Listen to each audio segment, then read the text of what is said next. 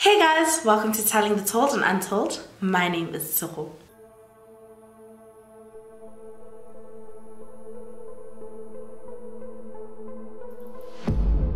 Before we go straight into today's case, I just give you guys a couple of content warnings. In this video, we do talk about domestic abuse, sexual assault, and sex workers. So if that's not something you think you're interested in watching, then this video probably isn't for you. So maybe you can watch some of my other videos or just wait for my next upload. I should also note that on this channel, we don't shame sex workers for their line of work. So if you don't have anything nice to say, just don't say anything at all. And with that, let's go straight into it. First, I'm going to tell you guys about common Nan Lee. She refers to herself as Nan, so for the rest of this video, I'll also be referring to her as Nan. And when she was a child, she attended a boarding school in Pietermaritzburg called Wycombe College for Girls, and she ended up not matriculating, finishing grade 12. And this was because she was a dancer and she had received an opportunity to be a dancer in Asia. So she set off to Hong Kong where she stayed, but things didn't go as planned and she ended up not being a dancer anymore.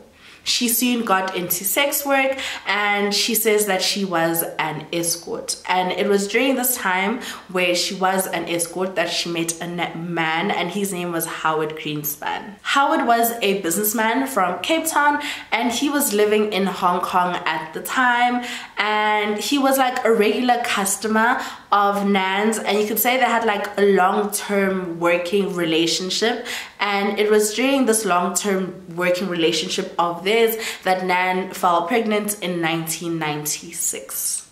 The two of them had an agreement though, and Howard wasn't going to be present in the child's life. He was going to be like a parental figure in terms of finances. So he was going to set up a trust fund for the child so that they would be able to go through school, but that was it. That was all he was going to do for this child, and I think Nan was okay with that. Then on the 15th of April 1997, Siam Lee was born. Nan seemed to be doing really well for herself, and her and Siam were still living in Hong Kong at this point, and things were just going really well. Nan described Siam's childhood for the first 5 years of her life as idyllic. They traveled a lot, and Siam also had a nanny who would look after her whilst Nan was at work. Siam attended a Montessori preschool in Hong Kong, and it was around the point where Siam had to start officially going to school, like she had to start primary school, and Nan thought it would be best if Siam attended primary school in South Africa.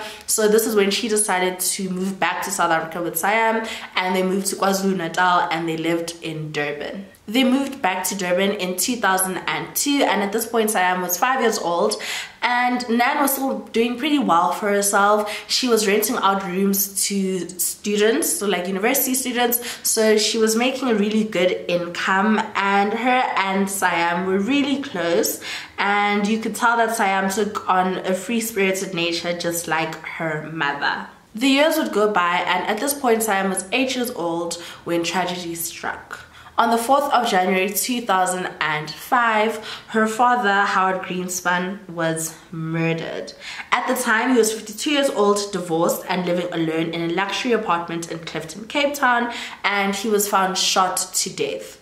It said that a 28-year-old woman was found in the house and she was arrested. Some people speculate that she was a sex worker, but that has never been confirmed. And that's all we know. There hasn't been like any more information about his murder, why it happened, if someone was arrested and eventually sentenced. But that's really all we know about Howard's death. Howard's death really didn't affect Siam and Nan that much. All Nan wanted to do was make sure that Siam was paid her dues, and she did this by making sure that Siam's education was still going to be paid for, which it was.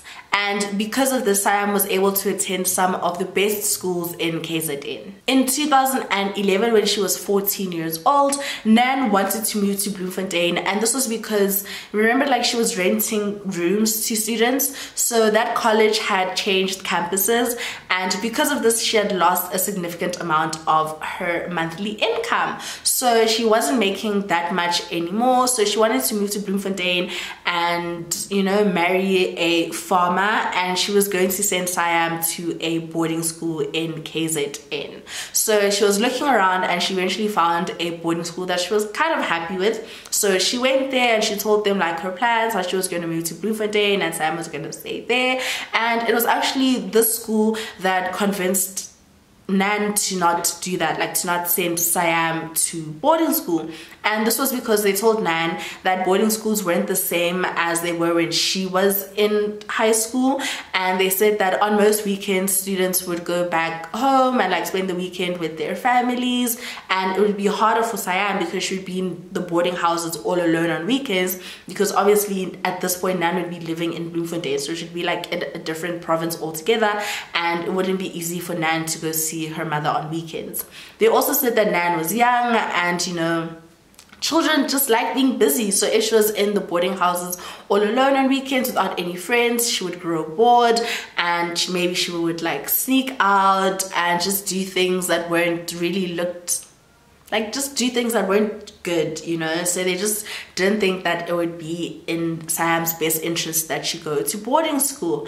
And Nan listened to them, and this is when she decided to enroll Siam at Crawford International College for her high school years. And Siam really liked the school. She made a lot of friends, she was happy, and it said that she was a really gifted child.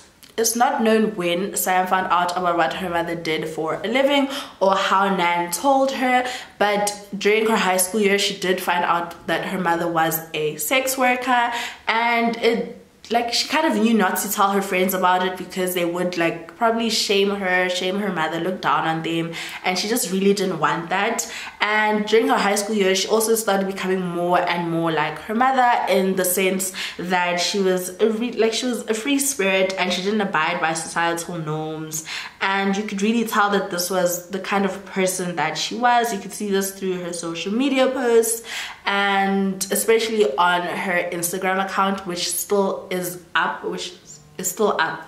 and I'll link it in the description box. But in her Instagram bio she describes herself as snot-nosed psychedelic elf, spending time in human form, spreading smiles like herpes, listen to your body, talk to plants, ignore people. So you could really tell that she was open. And some people have made some comments about like her Instagram posts. Some of them think that like maybe they're too sexual, even like her captions, but people just say that like she was just very open about herself, and she wasn't like provocative. She was just, you could say like she was like sexually liberated, you know, like she didn't care what people thought. She was a feminist, and I'm not saying there's anything wrong with being like provocative. That's what she wanted for your Instagram account or your account, you know, but she was just free and open, and she just really didn't care what people thought. Things seem to be going really well for Siam and Nan. Siam's education was paid for. Nan was making a living still as a sex worker. But then during Siam's matric year, this is when things started changing. So both Nan and Siam were under the impression that Howard's Trust Fund would pay for all of Siam's education, primary, high school, tertiary education, but it seemed like that wasn't the case. So all these plans that Siam had to go to university, to become a teacher, and eventually move back to Hong Kong and teach there seemed to be put on hold because she didn't have any finances for university. So when Siam discovered that she didn't have any funding for her education, her plans had to change, and she started working and had various jobs to make money. She was a waitress, a bartender, she did some promotional work as well as some modeling. And Nan said that during this time she watched Siam just begin to fade away, like she was just a shadow of the person that she used to be. And she was also pretty sad because she had all these plans and she wasn't able to like her plans just changed without her wanting them to change. So she saw all of her friends get ready and go to university, and she wasn't able to do that. So that was just like so heartbreaking for her. And some people do say that she knows like it's not the end of the world that she wasn't able to go to university, but she had always planned to do this. And you know, like I think some people can relate. Like, it's not like she planned to take a gap year or like a couple of years off before going to university. Like, that was never her plan. So now when you see your friends doing things that you've always wanted to do, like, it hurts, you know? So 2016 ended and 2017 began, and Siam was still working odd jobs here and there, hoping that she could make her dreams of becoming a teacher come true. She was still living with Nan, and Nan was still a sex worker at this point, but something happened.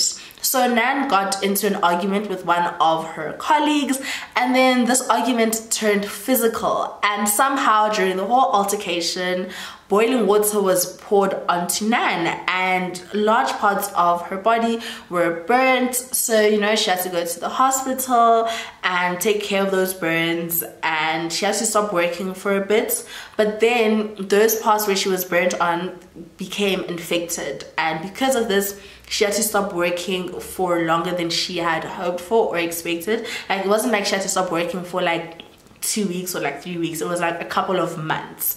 And in her line of work, it's not like you get a monthly income, you know, like you earn as you work. So if she's not working, she's not going to make any money. So now they had to solely rely on Siam to pay for their lives, to pay for like the rent, food on the table, like everything. And this was really hard for Siam, but she, you know, she soldiered on, but what she was making wasn't enough to sustain them, and eventually they got evicted from their home. And this is when they just found themselves trying to find a new home. And this is when one of the people that owned the establishment that Nan worked at, she kind of said that they could come and live with them. And in the house that they lived in, it's kind of like a house for all the sex workers that worked at this establishment, and it was usually just for the workers, but they did allow Siam to also live there with them. And this was like their new life, their new reality. It's around this time when they moved into this establishment that one of the workers there asked Siam why she wasn't a sex worker. And this is when the wheels in Siam's head started turning, and they wouldn't stop. So we don't really know if she had thought about becoming a sex worker before this worker asked her about it, or if it had been something that, you know, she had never thought about until that very moment. But she, like, you know, after they asked her this question, she started thinking about it, and she really couldn't stop. And she was like, you know what, I think this is a good opportunity. Like, she could make a lot of money. So she asked Nan about it, and Nan says that she didn't want Siam to be a sex worker. She said no, but then Siam was very persistent, and she eventually agreed. But Siam becoming a sex worker would come with T's and C's, and Nan said that Siam was not allowed to see any workers or like any clients without her being present. So the service Siam would provide was erotic massages, and Nan says that she never gave like the full sexual experience when she was a sex worker. So her work didn't include any penetrative things. It was just sexual or erotic massages, and there is evidence of this. So when news broke out of this case, there was a screenshot that was taken and uploaded of a website called redvelvet.com, and this is where the establishment, or like sex workers from the establishments, would advertise their services. So someone actually found Siam's profile. I'm not going to put it up for you guys to see, but I will put a link to the picture so you guys can go look at it if you want, but I will describe the picture to you. So in this advert there are two pictures, and in both pictures you can see Siam and Nan. So in the first picture, Siam and Nan are lying on a blanket that's on the grass, and they're both lying down like on their backs and they're posing. Nan is in black lingerie, and Siam is only wearing white underwear, and she's completely topless.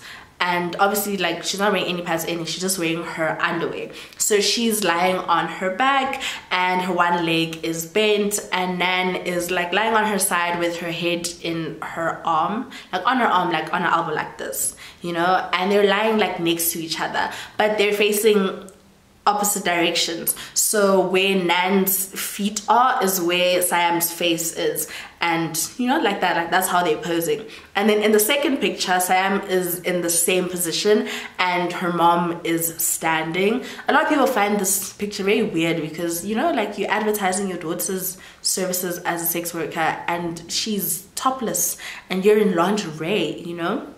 It's a bit weird.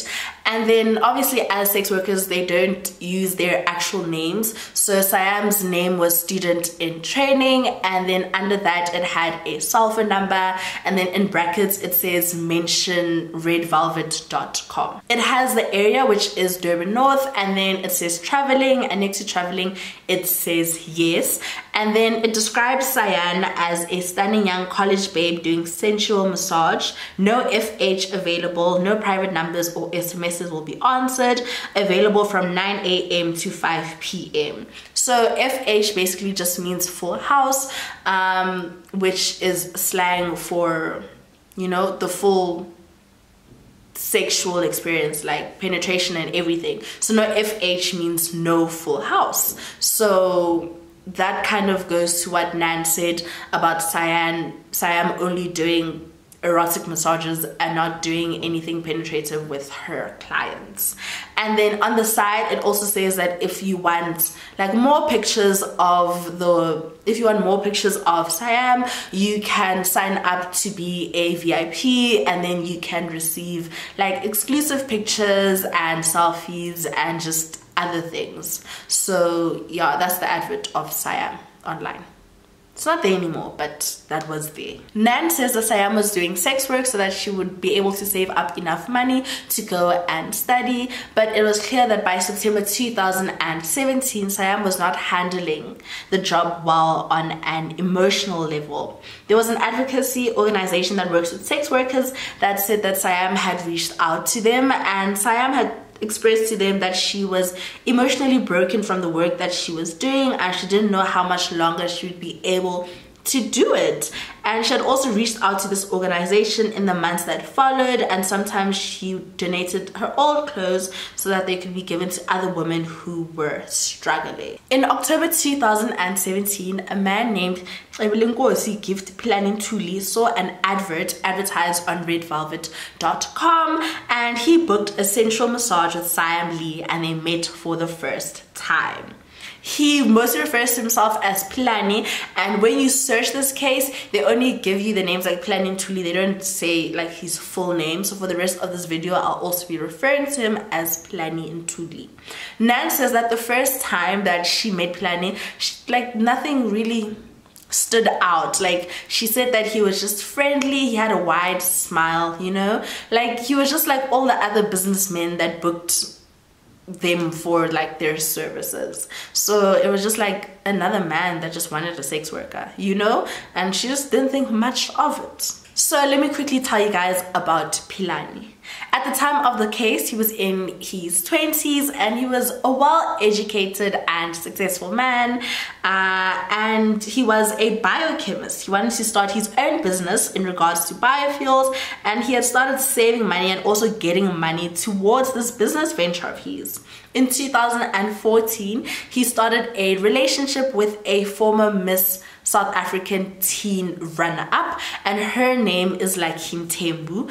And when they first started dating, things seemed fine, but then she said that after a while he started becoming really controlling, and then they eventually moved in together. And once they moved in together, this is when the physical abuse started. She lived with him for about a year, and in this year he was physically, emotionally and financially abusive as well. And some point during their relationship they did get engaged. After a while, she realized that this was not what she wanted. She didn't want to be in this position, so she wanted to leave him, and she knew that like her trying to leave him would be dangerous, because you know, sometimes with men who are physically abusive, if you try to leave them, things can go one way or the other. So she took that leap of faith. She was going to leave him, and she told him this, and once she told him this, he physically assaulted her again, but she still managed to leave with her life intact. She later laid charges against him related to an assault that had taken place in his home in 2016, like when she had broken up with him, and then she would later lay further charges after that relating to his continuous stalking and harassment. And then after struggling for a bit, she finally managed to get a protection order against him. And after this protection order, he started going after her family, like, instead of her. Like, he started stalking her mother, and at some point her mother's car had been set alight in the driveway outside of her house. And not too long after this, Lucky's mother was brutally murdered. And to this day, that case has never been solved. Lucky has been very vocal about the fact that she believes that Paledi had something to do with both of these incidents, and after her mother was killed, there were still occasional instances of harassment from Paledi, but it seemed like he was happy with what he had done and what he had succeeded in terms of, you know, traumatizing Lucky. So he eventually left her.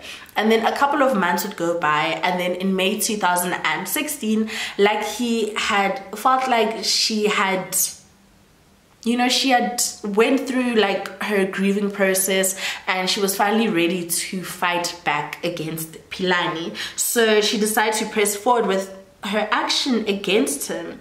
She says that the charges laid against him with the police were never followed up on, and each time that she would complain about him violating the protection order, no action was taken against him. And because of this, Lucky then decided to take the bold step to be public about what had happened to her. So because of the platform that she had gained through her modeling and her business ventures, she had penned an 11-page statement to the then Minister of Police, Fikile Mbalula, and she released it publicly, and she detailed all the abuse that she had suffered at the hands of Paledi and Thuli. And then she also accused police of allowing a predator to walk the streets where he could easily harm other women. Because she had done this, there was a lot of press coverage surrounding this whole case. He had beaten you to a point that he broke your ankle. I had to go into hiding for 4 years. If it's too good to be true, it probably is. I got 5 protection orders against him. And after this, Paledi not apologized to her publicly, but he basically just said that she was just lying to her and everything was not true.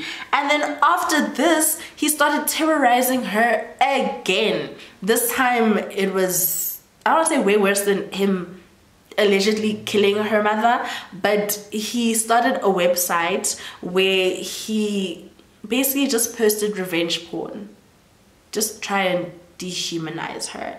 And again, police did nothing. So that's everything we know about Paledi at this point. So now we're going back to his meeting with Siam. So after he met Siam for the first time, he was really interested in her and he wanted to see her again. So he decided to take her out on a dinner date. And a dinner date is one of the services that this establishment provided.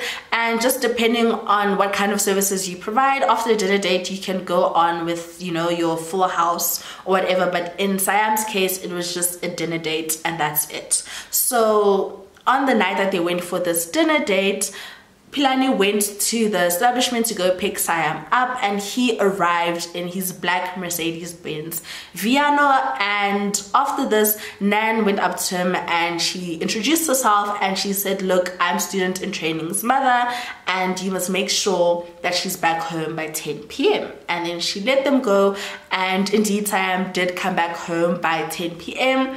And the first thing she said when she walked through the doors is that she never wanted to see Paledi again. She described him as weird and creepy. And at the time, Nan just laughed it off because she didn't think that they would see, like, you know, they would ever see him again.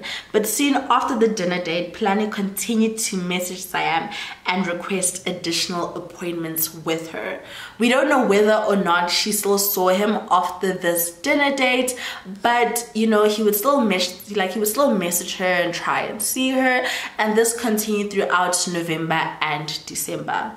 On the 31st of December 2017, Siam and her mother attended a dance festival in Durban to go into the new year, and you know, it was just a very happy time. There's even an Instagram post that Siam posted the following year about how she was sick, but she still managed to go into the new year. And between the 31st of December 2017 and the 4th of January 2018, it seemed as though Siam had grown tired of Paledi, and Paledi always sending her messages and trying to see her. So she just, you know, like she cut it off. Like she was done with him. She didn't want anything to do with him anymore. On that same day, the 4th of January 2018, at around 3 p.m, CCTV footage shows a black Mercedes-Benz Viano with Gauteng number plates pulling into the driveway of the home that Sam and her mom were living in Durban North, entering the premises. And it is believed one of two things happened. The first one is that Siam was outside of the house. She was barefoot in a summer dress, and then this black Mercedes pulled up. A guy got out of the car, showed her a gun, and then dragged her into the car and then drove off. The second thing is that this black Mercedes-Benz arrived at the house, arrived on the premises. The guy got out of the car, went into the house, found Siam's room, and then dragged her out, put her into the car, and drove off. But what we do know is that on the 4th of January, Siam Lee was abducted. There are some reports that one of her colleagues saw her being abducted, and information after her abduction is a bit iffy. There are no really confirmed reports about what exactly happened and how police came to find out about her disappearance. So whether after she was abducted, this co-worker that saw her called police and they arrived on the scene, or if she was reported missing that day or the day afterwards. But she was eventually reported missing, and police didn't seem to care. Police weren't even trying. So because police weren't even trying to find Siam, her mom and other family members who lived in Australia had hired private investigators. They had hired 2 different private investigators. Nan had approached Moby Claw for help, and her family that had hired the other private investigators, it actually turned out that it was Siam's father's family who had hired this private investigator, and they had hired Brad Nathanson, and he would be a key player in this whole case. Brad is a private investigator in KZN, and he is pretty well known, and he's really good at his job, and he has worked on a number of high profile cases. So both Moby Claw and Brad Nathanson would go on to carry out their own investigations. And then on the 7th of January, Nan, accompanied by a friend, filmed a video for Moby Claw's Facebook page where she pleaded for Siam's safe return.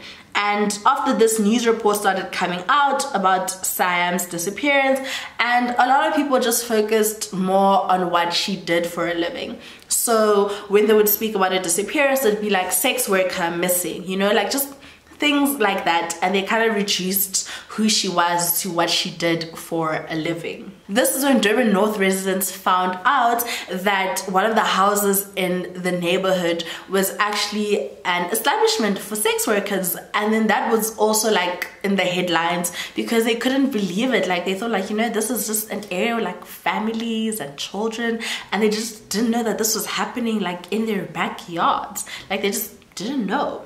And then they also discovered that Nan, so Siam's mother, was a sex worker, and this was terrible. It was just terrible for Siam's case, for Nan. They started blaming Nan for Siam's disappearance, and they said that she had basically groomed Siam to be a sex worker, and yeah, it was just a terrible time. By the 12th of January, so 8 days after Siam was last seen, police officers and private investigators were still looking for her. But what they didn't know is that on the 7th of January, a farmer and his grandson were working in cane fields in New Hanover in the Midlands, so about 100 kilometers from where Siam was last seen. They were walking through these cane fields when they came across a burnt body.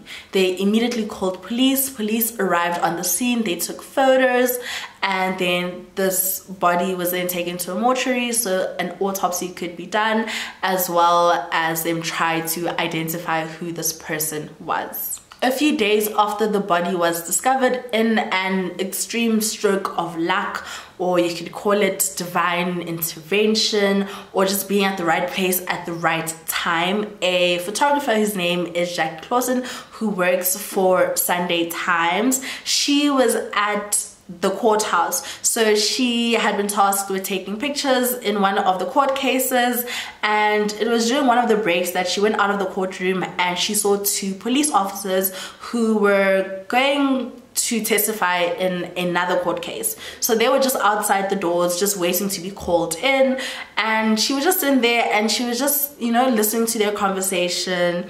And this is when she heard something that shocked her. She heard that a burnt body had been found in New Hanover, and that wasn't like the surprising thing. What was surprising and kind of got her thinking was the fact that this burnt body had a lip piercing. And as soon as she heard this, she started thinking about the missing sex worker that she had heard about, and she knew that the sex worker also had a lip piercing.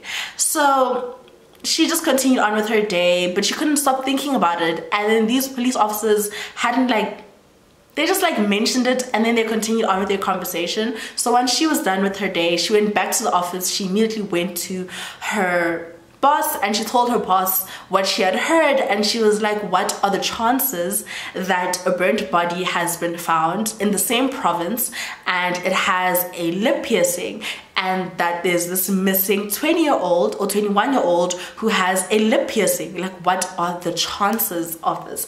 And they were kind of hoping that police had made that connection or had went through missing persons reports of people who had lip piercings and then, you know, compare it and, you know, something.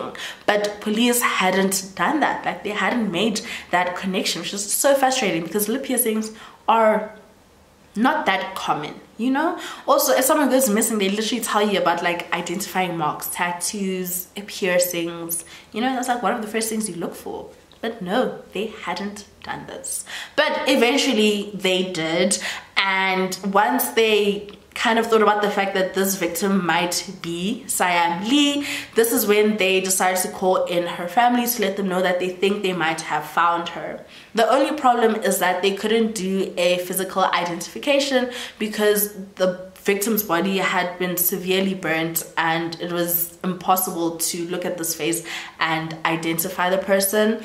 Also, the body also had blunt force trauma to the face, which had basically destroyed any facial features. So it was really impossible.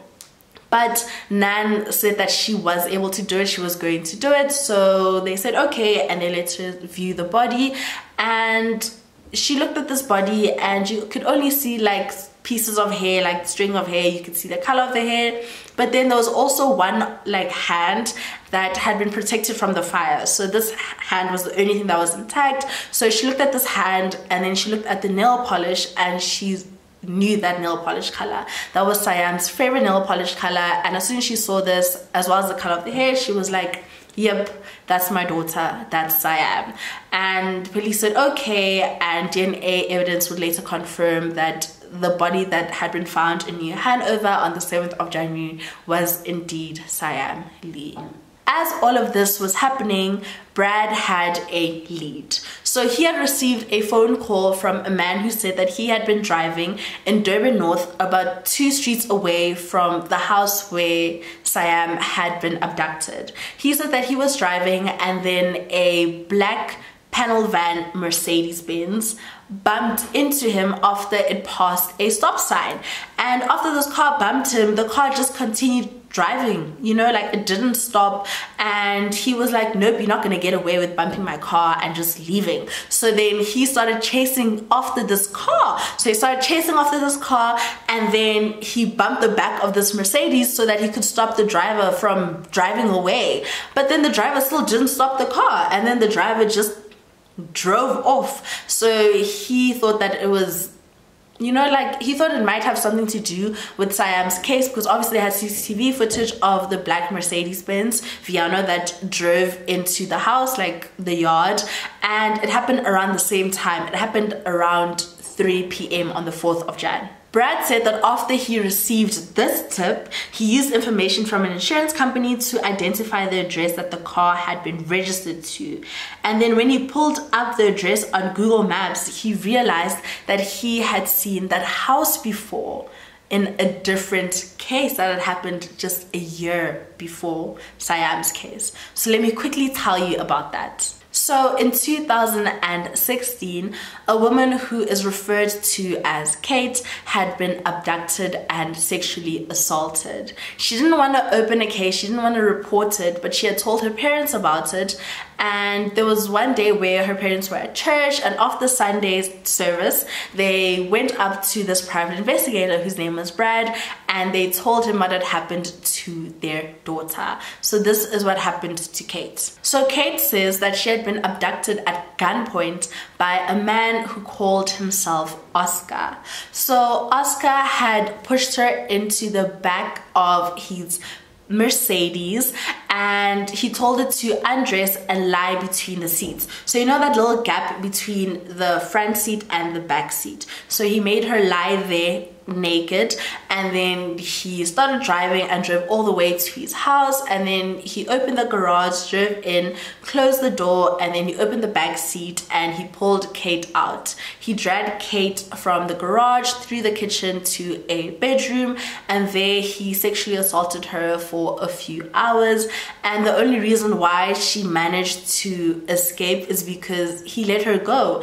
And he let her go because she promised that she wouldn't report him to the police and she wouldn't tell anyone about what had happened to her. So once he released her, she went home and she eventually told her parents what had happened to her, but she was still adamant that she didn't want to open a case against this person. And the reason why her parents went to Brad and approached Brad about this case was because they thought that if he was capable of abducting and sexually assaulting someone, then, you know, like, he's probably done it before, or maybe he will do it again. So they were just doing it for other victims. Kate couldn't tell Brad Oscar's surname, but she did say that she thinks she knows where the house is. She said that the house was on Controversy Drive in Adderley, Durban, and then Brad took Kate there and they drove up and down the street, and then Kate eventually pointed to one house and she said, I think that's the house that I was taken to.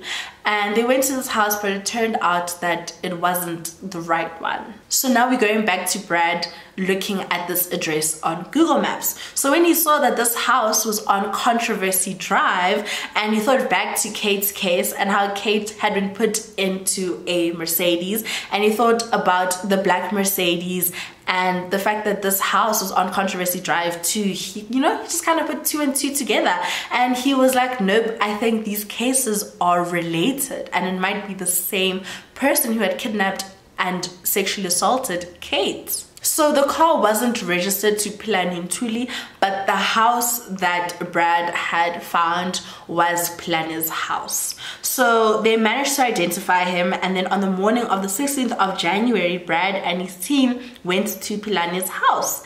They gained access and they opened the garage. Inside the garage, they found a black Mercedes-Benz Viano with Gauteng number plates, which had damage to the front and the back. Brad and his team then removed the car, and it's unclear when police arrived on the scene and their involvement in obtaining evidence and the arrest, but police had given Brad consent and were on the scene. Paledi was not at his house when the car was seized, and after this, police said that they had other matters to attend to, so they told Brad that he should arrest Paledi. So they said that he should just stay there and just watch the house, so when Paledi finally arrived, or like he finally got home, then he should just make the arrest. So they just gave him like the go ahead. So police left, and then Brad got into his car and he parked a couple of, like, I think houses down, and was just watching the house. And then after a few hours, Paledi finally arrived home. So he drove up his driveway, and this is when he noticed that his garage had like been broken into. So then he got out of his car, he went to the garage, he looked inside, and this is when he noticed that his car was gone. So we don't exactly know what he thought. Like, maybe he thought someone had broken in, like, we don't know what he thought. But after he saw that his car was gone, he went back to his car and he was trying to leave, and this is when Brad and his team were surrounding him, and they arrested him for the murder of Siam Lee. News broke that Paledi Ntuli had been arrested, but at this point his identity was being kept a secret, and this was because Brad was trying to add Kate's rape and abduction charges to Paledi's charge sheet. But you could also see like glimpses of him, like, you know, like maybe like side pictures and stuff. And this is when Lucky was like going through the news, and she saw these glimpses of this person who had been arrested for the murder of Siam Lee, and she was like, I know that man. And she knew that it was Paledi. So she called the police, and she came forward with her experiences with him, and she was shocked that despite all of her efforts to get him off the streets, he was now accused of murder, you know? Then the charges that she had laid against Paledi 3 years earlier were also going to be added to Paledi's charge sheet. Paledi was also interviewed by police, and Brad was present during this interview, and it's claimed that Paledi did confess to some things, but it would later be clear that he was not going to plead guilty. Brad said that Paledi admitted to abducting Siam, but he said that he had a reason. According to Paledi, he said that after he had first met Siam, he had loaned her 50,000 rand. And then after this meeting, she started ignoring him, ignoring his call. She didn't want to pay the money back, and he got really upset and really angry. So he abducted her, took her to his house, he handcuffed her to the stair railing, and then there he sexually assaulted her for a few hours. And then she kept like threatening him. She kept saying that she was going to go to the police and they were going to arrest him. And because of this is when he decided that he had to kill her. So then he decided to strangle her, and then he said he tried strangling her, but then she just went through like seizure, like she started having seizure fits. And because he wanted to take her out of her misery, he then took like a piece of cloth, like I'm not too sure what it was, but like, or a blanket or something, and then put it over her head, and then he took a hammer and hit her several times. To put her out of her misery, he took a hammer and kept hitting her. He then loaded Siam into the back of his Mercedes, and then he drove to a nearby petrol station where he bought 25 liters of petrol, and then he drove all the way to New Hanover in the Midlands, and then he dumped Siam's body and set her body alight. All of this happened in 2 days. Siam was abducted on the 4th of January around 3 p.m. and he said that he dumped her body in the evening of the 6th of January. So everything that happened to her happened over a period of 48 hours, like 50 hours, you know? It's a long time. There were 2 pieces of evidence that they had against Paledi. So the first one is that Paledi didn't have a tracking device installed in his Mercedes for his own personal reasons. But what he didn't know is that Mercedes had installed a tracking device like when they made the car. So they had the data of all of his movements. So they looked up this data and they found that on the 6th of January, he was in New Hanover, where Siam's body had been found. The second thing is the petrol station where he bought the petrol from. So the CCTV cameras weren't working at the time, but this was a petrol station that he would always go to. Like, you know, sometimes you have that, like your favorite petrol station or a petrol station that's close to home, and they know you, they know your car, you know, that kind of thing. So they knew who Paledi was, and they said that on the 6th of January, he went to the petrol station and he bought 25 liters of petrol. So they had an eyewitness. On top of that, when Kate agreed to have her case added to Paledi's charge sheet, they immediately said that they wanted to have an identity parade to see if she could identify him. And almost immediately she pointed at Paledi and she said, yes, that's Oscar. After this, they also took her to Paledi's house on Controversy Drive. It also turned out that the house that she had been in was actually next door to the one that she had identified with Brad a year earlier. So 2 years after she had been abducted and sexually assaulted, she walked through the house of Paledi Ntuli, who lived on Controversy Drive, and she identified it as the house that she had been brought to. So between January and February 2018, Paledi appeared in court on several occasions, and his charge sheet kept growing and growing. And each time they would mention a new charge, he would just look at them and he would just like shake his head like he was in disbelief and he couldn't believe it.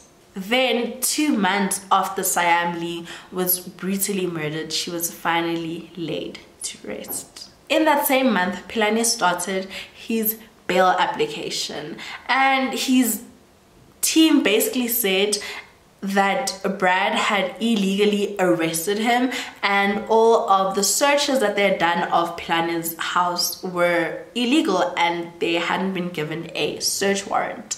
Brad denied any wrongdoing, and he said that everything he did was under the instruction of police. The state said that they didn't want Paledi to be out on bail because, number one, they thought that he would intimidate witnesses. The second thing is that they thought that he was a flight risk, and the third thing is that they said that they hadn't done a thorough search of his house, and they believed that once they did the search of his house, they would be able to find like pieces of evidence that linked him to other victims, you know, like trophies that he had taken from his victims. And then the judge asked them how they hadn't searched the house in 4 months, because at this point it had been 4 months since they arrested him. They were like, you had 4 months to search his house. Why haven't you searched his house in those 4 months? Which is a valid question, you know? During Paledi's bail application, Nan Lee had also been arrested, and she had been arrested because she had tried breaking into her home or an apartment where she stayed, and she was behind on rent, so her landlord wouldn't let her in, and this is when she decided to break in so she could try and get some of her things. She was arrested and she spent some time in jail just for a couple of days, and then she was released on bail. Despite the state's plea and the public outcry surrounding Paledi's bail application, he was eventually granted bail of 40,000 rand. 40,000 rand bail. And he has money, he can pay it. So he did pay it and he was released. And the reason why they said they agreed to his bail application is because it turned out that some of the searches that they had done of his house were illegal. Like, they didn't have any search warrants, so some of the evidence that they had gathered could not be used. The second thing is that his team also said that Paledi was the sole provider of his family, and that he was also paying for one of his siblings' school fees, and this sibling was in private school. He was also apparently the person in charge of paying people's salaries.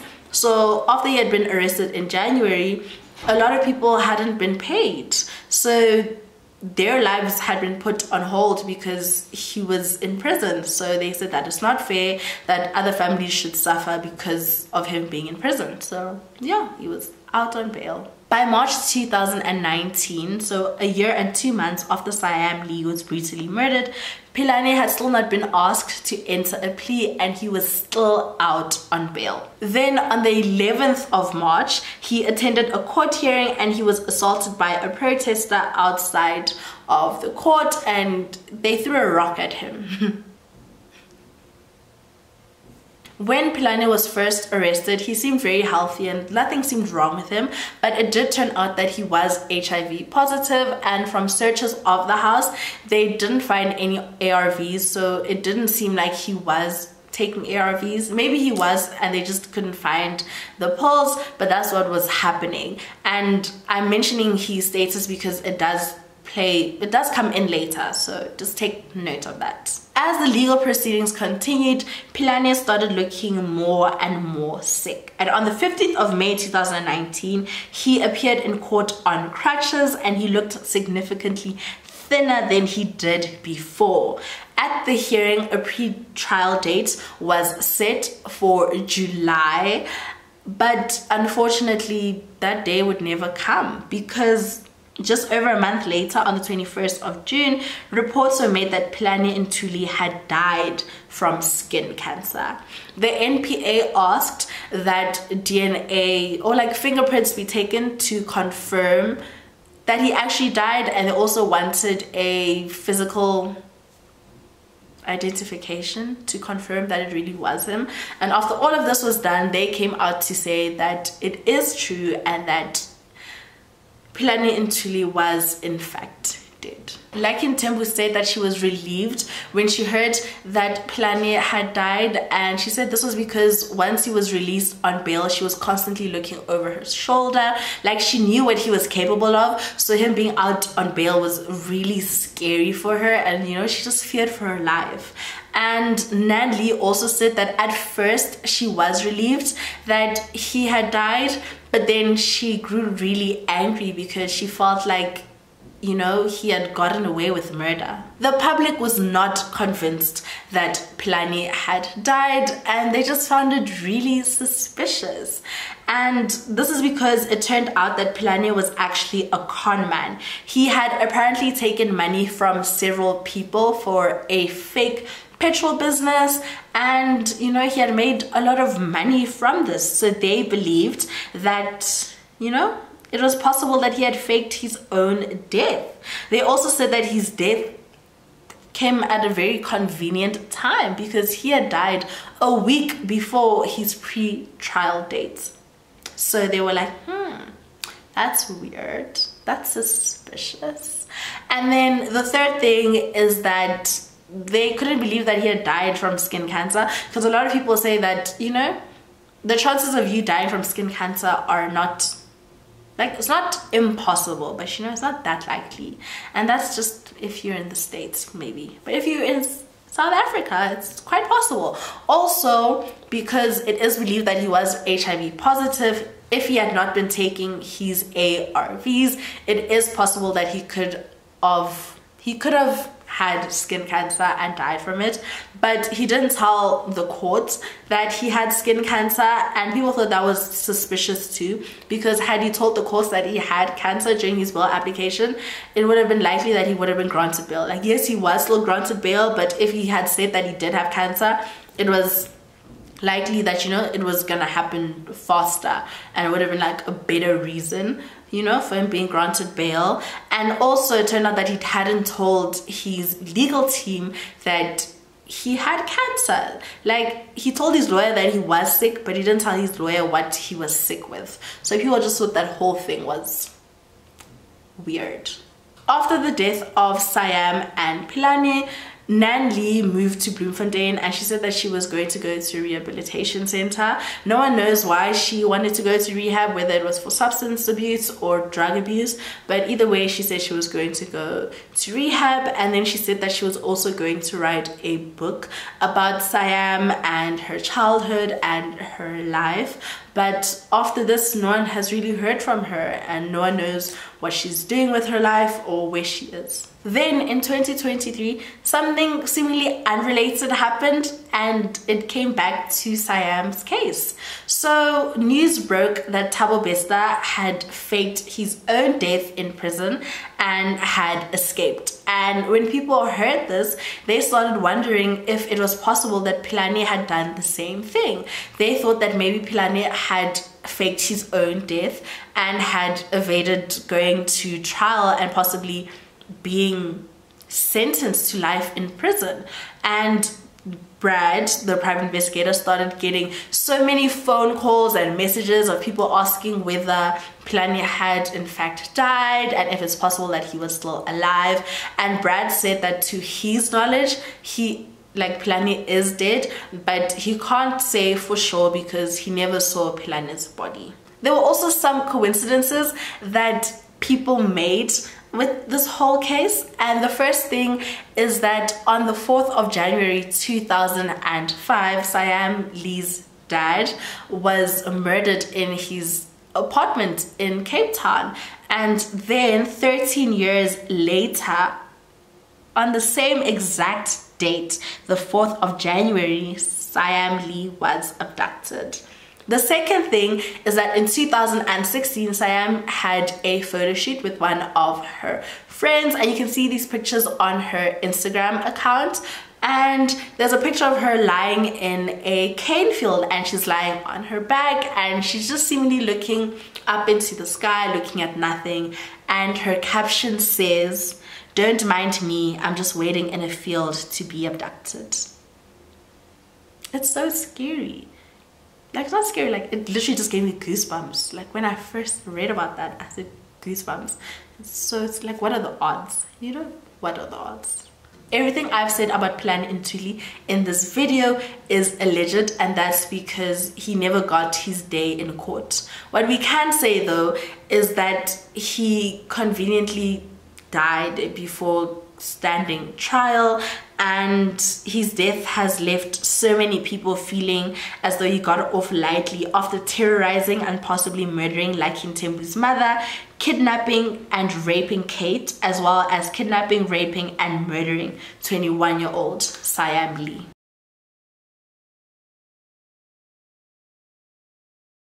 And that's it for today's case. I know that it was a bit heavy and a bit long, but thank you guys so much for watching. Please don't forget to like, comment and subscribe. I always like reading your comments and hearing what you guys think. And yeah, I'll see you guys next time. Bye.